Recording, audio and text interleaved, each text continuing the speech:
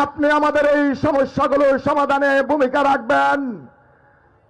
80 দশকের যেই সোনালী আঁশ আজকে বাংলাদেশের মানুষের গলার ফাঁস হিসাবে অব্যবস্থাপনা দুর্নীতির কারণে বাংলাদেশের অন্যতম পাটকল বাউনী জুট মিল, করিম জুট মিল পরিকল্পিতভাবে বন্ধ করে রাখা হয়েছে। হাজার হাজার কর্মচারীকে তাদের চাকরিচ্যুত করা হয়েছে। আমরা আশা করি বাংলাদেশ জামাত ইসলামী দাঁড়িপাল্লা যদি বিজয় হয়, বাউনী জুট মিল, করিম জুট মিলকে খুলে দেওয়া হবে। আমরা তরুণ ছাত্র যুবকের কর্মসংস্থান করব, আমাদের মায়েদের বোনেদের নিরাপত্তা নিশ্চিত করব, সরকারি কলেজ করব, আমাদের স্বাস্থ্য সেবার নতুন দিগন্ত উন্মোচন করা হবে, সরকারি হাসপাতাল আমরা করব ইনশাআল্লাহ।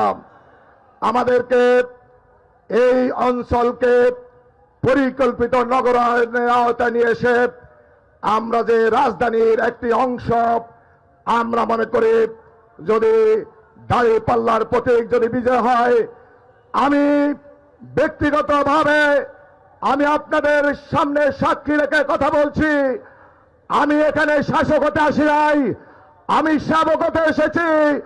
আমাদের যে আমির জামাতের যে স্লোগান, আমরা মানবিক বাংলাদেশের একজন কর্মী হয়ে থাকবো, কখনো কোন পেশিবাদের আস্ফলন এবং ক্ষমতা দেখাবো না। সাদাবাজি, সন্ত্রাস, মাদক মুক্ত সমাজ এবং জনকল্যাণ নিশ্চিত করার ক্ষেত্রে জনদুর্ভোগ লাগাবে আমাদের নতুন ভাবে ভাবতে হবে।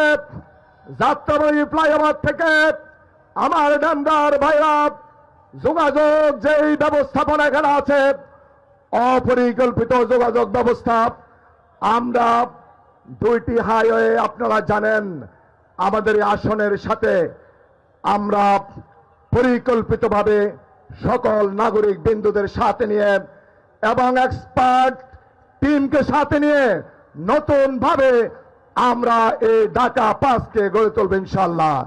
সম্মানিত উপস্থিতি, আপনাদের দোয়া চাই আগামী 12 তারিখে দাঁড়িপাল্লার পক্ষে ভোট দিয়ে এবং জুলাই সনদ বাস্তবায়ন, শহীদদের আকাঙ্ক্ষা বাস্তবায়নের জন্য, মানবিক বাংলাদেশ গড়ার জন্য, ঢাকা 5কে নতুন ভাবে তৈরি করার জন্য আমাদের পক্ষ থেকে উদাত্ত আহ্বান জানিয়ে আমি আমার সংক্ষিপ্ত বক্তব্য এখানে শেষ করছি। আমার তৌফিক ইল্লা বিল্লাহ। আসসালামু আলাইকুম ওয়া রাহমাতুল্লাহি ওয়া বারাকাতুহু।